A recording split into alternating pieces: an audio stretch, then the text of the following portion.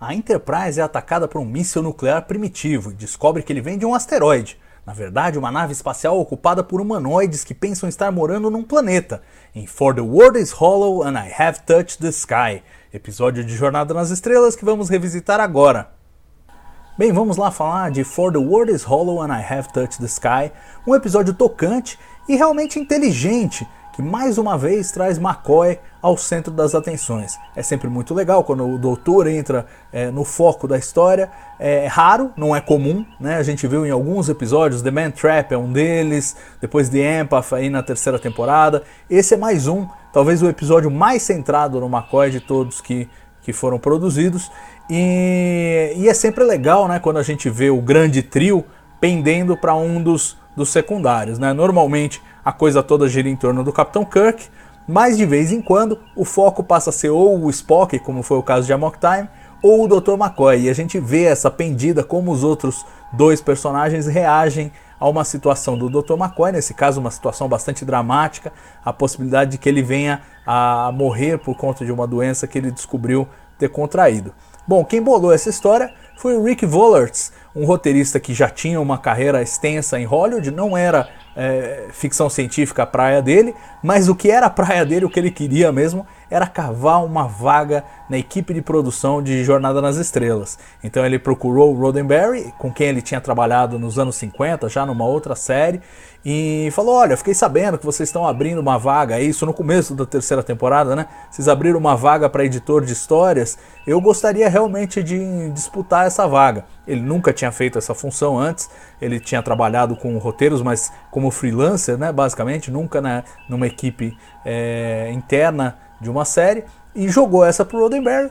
O Roddenberry não deu muita bola, afinal de contas também era a responsabilidade do Fred Freiberger, o novo produtor, escolher seu editor de histórias, como de fato escolheu o Arthur Singer para ser seu braço direito, mas o Roddenberry passou pro Freiberger o nome do Volertz e falou: olha, ouve o cara, vê aí se ele tem alguma história boa, de repente sai um episódio. E aí que realmente apareceu essa história, For the World is Hollow and I Have Touched the Sky. E o interessante é que essa história, na sua origem, a proposta original do Volertz era para ser uma história em torno do Scott. O engenheiro Scott, que era o cara que ia ficar doente, enfim, que ia querer ficar no asteroide, patati patatá. E claro, essa história foi reorientada com o auxílio do pessoal da produção para o Dr. McCoy, que faz muito mais sentido e ressoa de forma muito mais poderosa, né? Focando no grande trio e ao mesmo tempo a coisa do médico que está com uma doença incurável e tal, acho que tem um sabor especial. Fora isso, é uma ideia bastante inteligente essa de ficção científica, a explorada nesse episódio, né? A ideia de uma nave geracional, um conceito que os próprios cientistas, os visionários da exploração espacial no século XX já contemplavam desde o começo do século, né? Então você pega Robert Goddard, que era um dos pioneiros de foguetes mundiais, né? O pioneiro americano de foguetes, já tinha proposto a ideia de uma nave geracional. O Konstantin Tsiolkovsky, o grande pioneiro da cosmonáutica russa, também tinha tido essa ideia nos anos 1920. Então, quer dizer, era uma ideia bem lógica se você pensar que o espaço interestelar é vastíssimo e salvo se você tiver tecnologia de propulsão mais rápida que a luz, como é o caso da dobra espacial da Enterprise, você teria que ter uma nave geracional, ou seja, pessoas que nascessem e morressem naquela nave durante muitas gerações, durante muitos anos, para que uma nave pudesse ir de um sistema estelar a outro.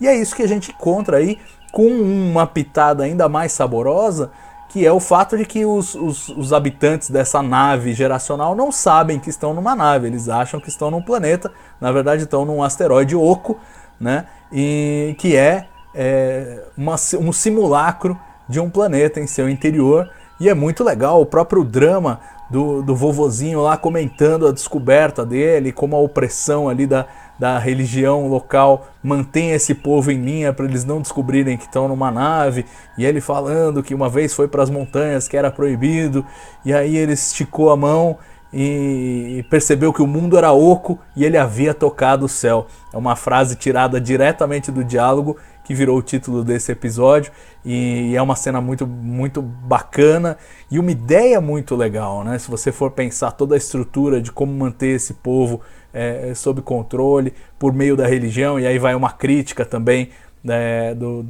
do fundamentalismo religioso, né? A gente vê em determinado momento a Natyra querendo salvar o McCoy e vendo o oráculo lá machucando ele, machucando o Kirk e o Spock. Ela começa a questionar se o que os forasteiros estão dizendo é verdade, e o oráculo fala que a verdade deles é outra verdade, e aí ela fala, pô, mas na verdade não tem que ser para todos. Então tem uma provocação muito inteligente nesse episódio. Realmente, apesar de ter aquelas características que Star Trek foi adquirindo mais na segunda e depois na terceira temporada, que assim, não se preocupa com aquela verossimilhança mais básica, do tipo, todos os alienígenas falam inglês, tudo isso já é questão superada, né? Nesse caso aí, apesar dessas coisas que não tem jeito de você contornar nesse episódio, ela é uma história muito inteligente, muito provocativa e muito cheia de elementos interessantes, né? Então realmente uma boa história essa do Rick Volertz, que ele foi melhorando e aprimorando junto com a equipe. Inclusive aproveitaram, né, do fato de que ele queria entrar para a equipe. Ele reescreveu toneladas de vezes, mais do que normalmente seria comum para um escritor, né? Ele tem a obrigação de escrever 2 vezes o pitch, né? A sinopse, e depois 2 vezes o roteiro mesmo, mas ele chegou a escrever 3, 4 vezes porque estava realmente a fim de mostrar serviço. E o resultado final é um ótimo episódio, né?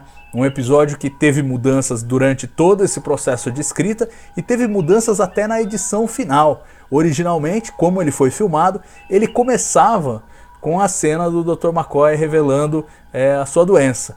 E no final das contas houve uma inversão. Para começar com a ação já logo de cara, eles inverteram e botaram um ataque à Enterprise antes dessa cena do Dr. McCoy, o que causou uma peculiaridade interessante. Se você reparar no começo do episódio, o Kirk entra na ponte quando a Enterprise está sendo atacada, depois ele vai para a enfermaria falar com o Dr. McCoy, quando ele volta para a ponte é exatamente a mesma cena, porque eles não gravaram 2 vezes ele entrando na ponte, então tem 2 vezes a mesma cena. O editor apostou que ninguém ia reparar, e realmente é difícil de reparar.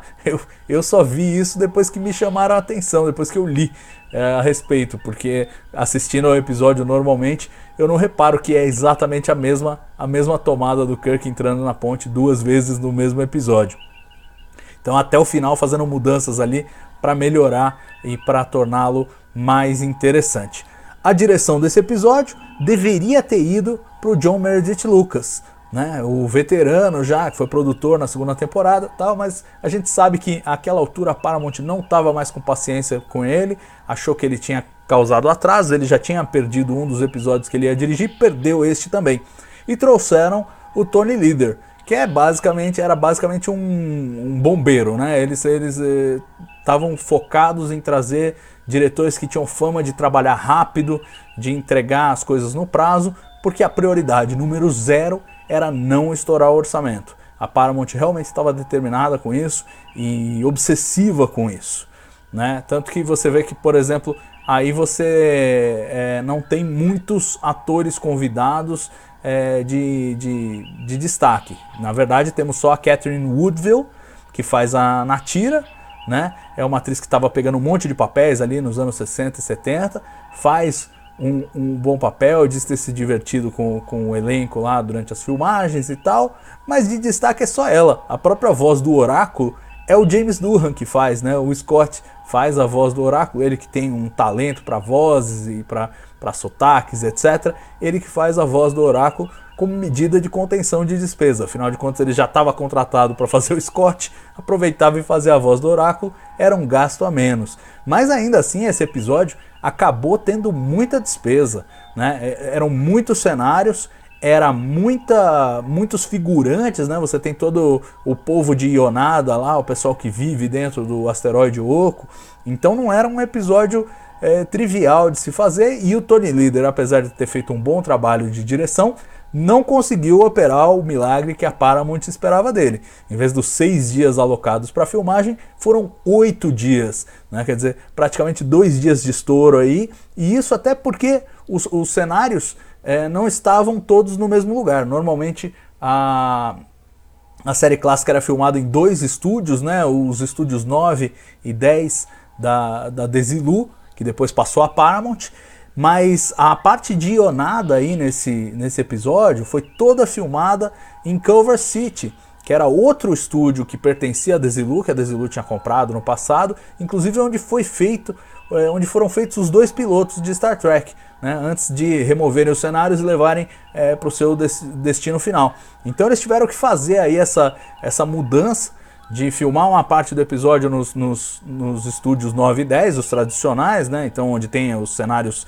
fixos da Enterprise e também o planeta, a superfície do planeta, que é um planeta falso nesse caso, e aí toda a parte do interior de Ionada, no subsolo, foi feita nesse outro estúdio.